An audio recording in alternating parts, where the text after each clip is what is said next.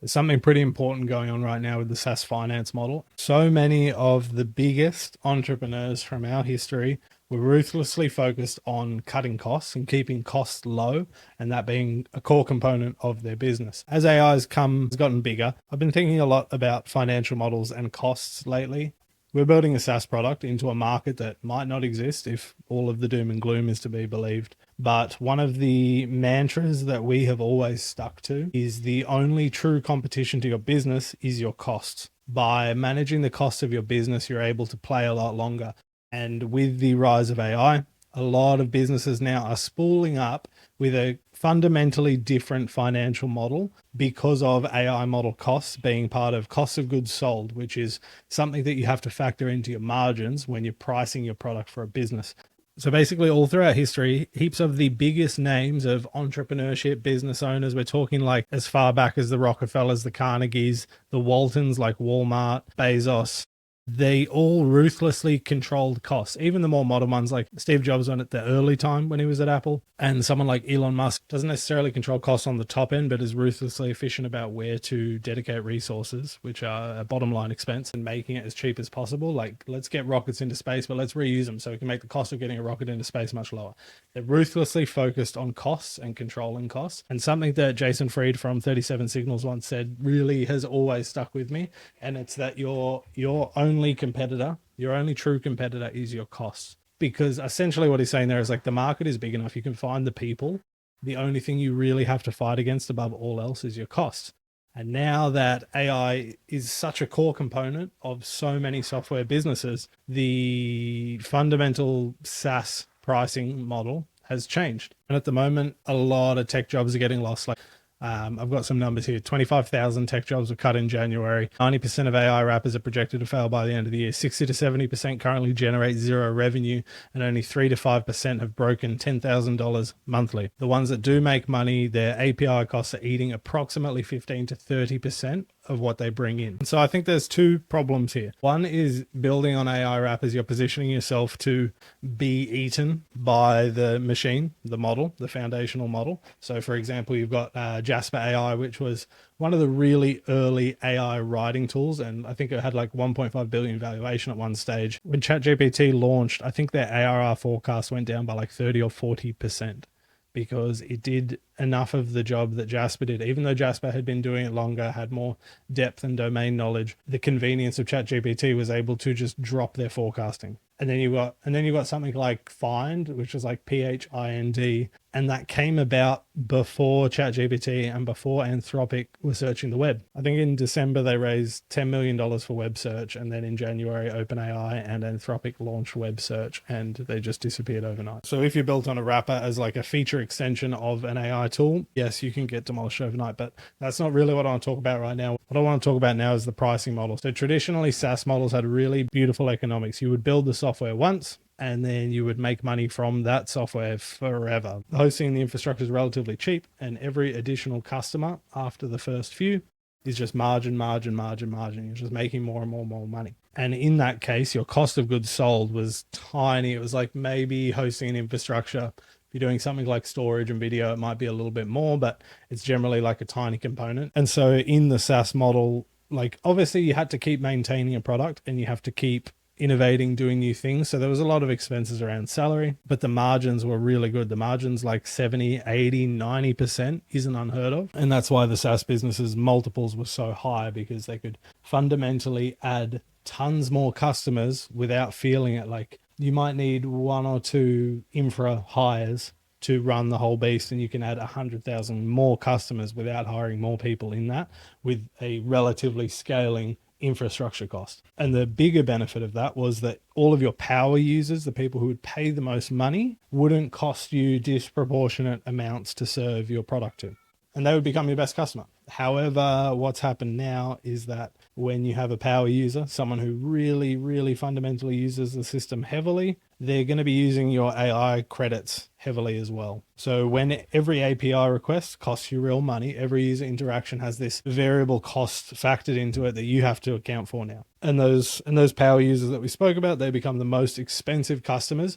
And if you're not careful, they can become disproportionately expensive. They can become more expensive than what you're actually able to charge, which is like direct reverse of what SaaS billing used to look like. So now what that means is your gross margin might look 40, 60%, which doesn't sound too bad, doesn't sound fatal. But if you keep modeling it forward, the lower gross margin means you're going to have less cash to invest in the business, which means hiring less people. It means you compound the business size slower. And it means that you're going to need more capital if you don't charge enough for the product. And in this market, charging a lot of money for the product isn't going to fly because the AI tools, they're taking away little chunks of capability all the time. And if you're more expensive than them, you want to be like heads and shoulders above the value that they're providing, or you're going to have a much smaller market. And then that creates this competition problem, which is hard to outprice. So you can control your costs, but you can't control the prices of the market. And if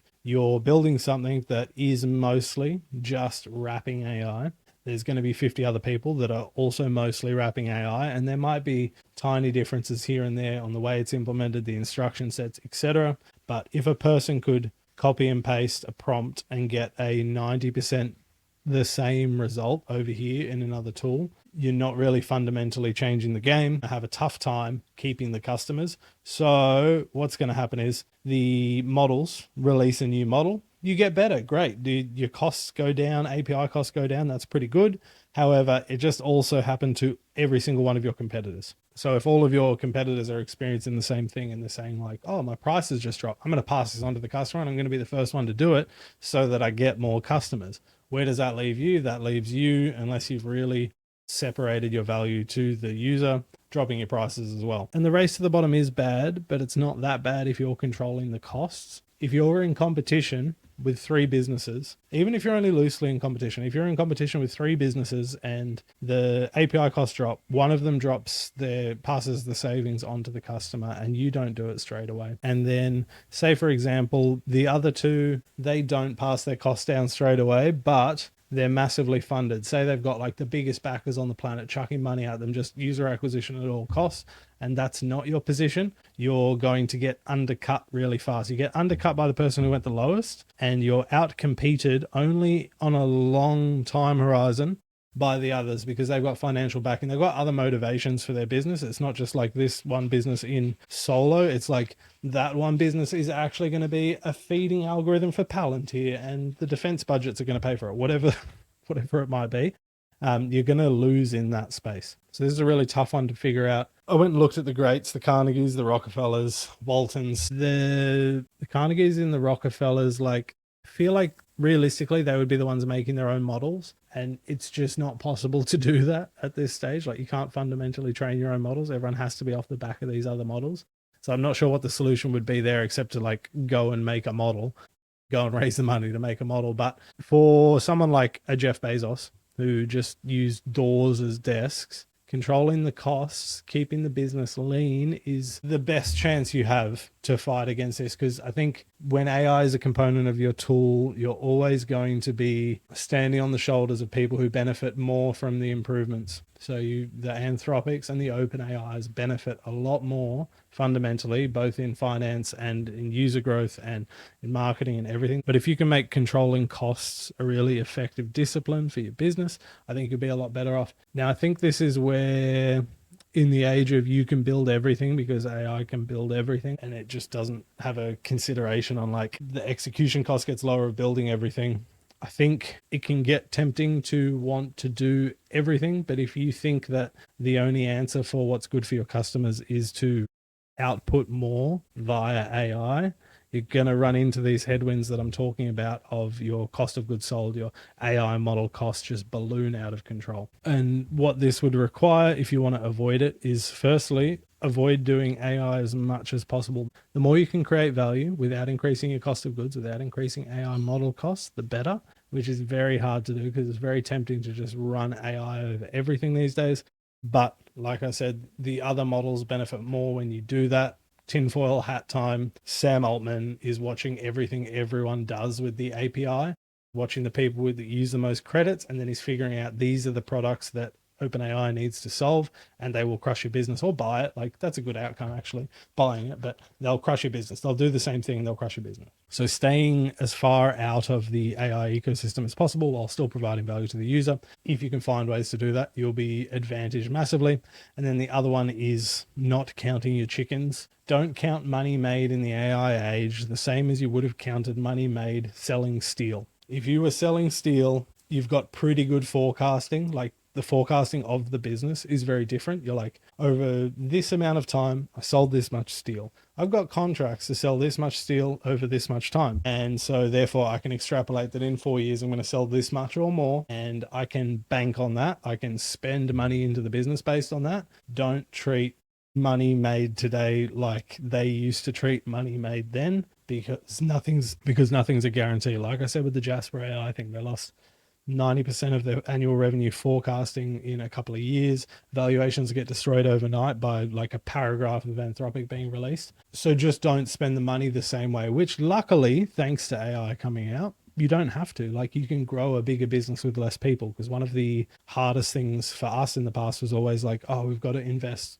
into 4 new salaries to bring on this customer before we've even got the customer, before we've got the contract. Luckily, you don't really have to do that anymore, but like, don't look at your monthly your monthly income and then think, oh, well, I'm making that much this month. That means in a year, I'm going to be making this much. It just doesn't work like that anymore. Things can really flip and shift really fast in ways that I'm not sure if they existed as they do now back then. Like, what was there in a Carnegie time? 8 steel suppliers in the country and none with the capacity that some customers would need. So like, you're just not going to lose that customer overnight.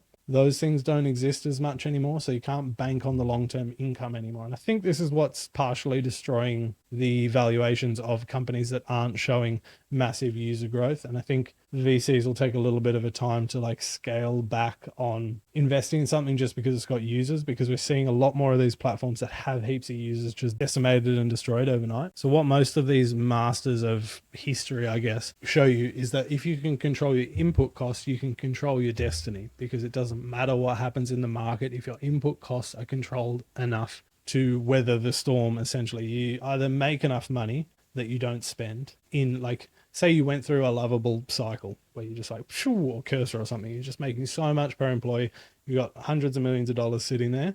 You're in the position where whether you cut costs or not, you're making enough money and you can weather the storm. On the flip side, if you're just steadily making money, if you don't control the costs and something changes overnight, it doesn't have to drop much, because the margins are worse with your cost of goods sold being added to the costs of every customer. It doesn't take much of a drop to put you into a death spiral, like a financial death spiral where it's just going down and down. There's nothing you can do about it. So if you don't have the hyper, what would you call it?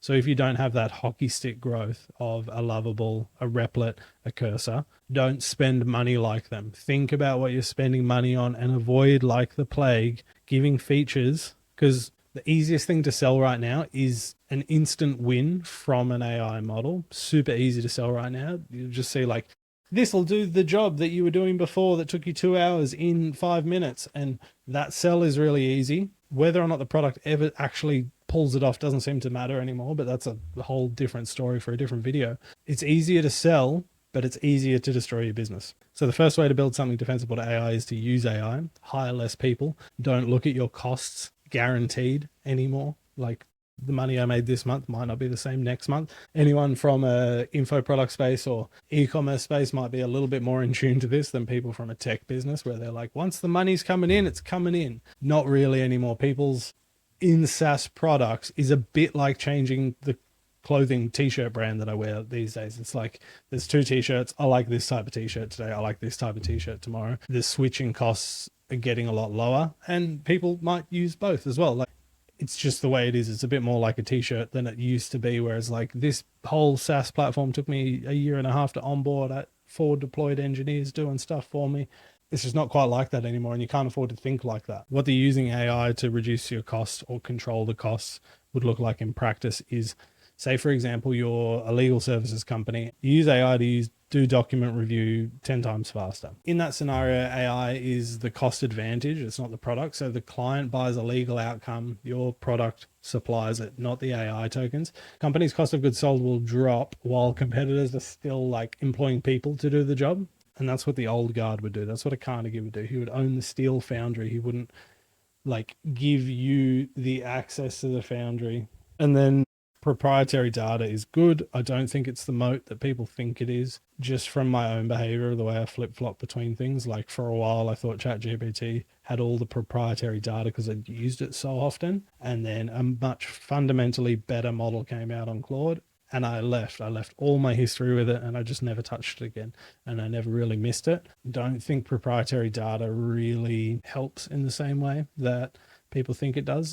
Maybe recency data, like if you could have, say, for example, ClipFlow's stage, I would love if we had a constantly improving model that knew all of the latest reels from all of the biggest people, the way they were talking in them, the way they were formatted. That would be much more useful than a wide scale model that knows everything, is one that's just trained on the like today's meta of like what is the best way to grow views and grow followers. And if you had a way to scrape that, that would be where I think like proprietary data would be really valuable. And then just have a think about, on a long-term horizon, what do the AI token costs impact have to my business? Because if the costs keep going down, which I think most people are pretty understanding that they will, the API token costs go down for year after year after year. Is your business more valuable or less valuable when that happens? Because if you're less valuable because the tokens are so cheap, anyone can spool up this thing that's doing what your product does, you're in a pretty bad spot. You're in a downward spiral already, and you just haven't identified it yet, because that's going to push it to the territory where anyone can afford to build what you build, and your barrier is going to evaporate. If you're able to build something where it's just a component of a larger proposition, where you're accumulating all of their data and their context, and then you're also providing the workflows, and you're tying those two things together in a way that you can't just copy and paste a prompt and get it over there, that's where you're going to have the most efficiency gains, because as your costs drop, it gets cheaper, but the value of your product doesn't get cheaper because it's a sum of a product of all the parts. And then just based on the hockey stick growth path, if you're a lovable and the numbers just go out of control, and something that I think is important to remember when you watch what other businesses are doing is, don't look at what other businesses are doing in isolation of what they're doing. So when Mark Zuckerberg spent billions of dollars on the metaverse, and right now he's spending billions of dollars on AI, they make $170 billion a year. That is pocket change to them. So when they invest that much money, for him, it's a bet, and it's a small bet. It's like putting $5 on roulette for any of you and me. He's just like, oh, I'd be stupid not to, and put a couple of billion there, a couple of billion here, just moving things around. Make sure you're looking at both the big dogs and what your competition is doing, not in isolation. Do it with the frame of reference of how much money they have, and are they making those decisions because they know it's the right one, or are they hedging their bets? If you got any value out of this and you have any further questions, I'd love to hear from you in the comments. Let me know what you're building. Otherwise, I'll see you around if the algorithm's kind. Peace.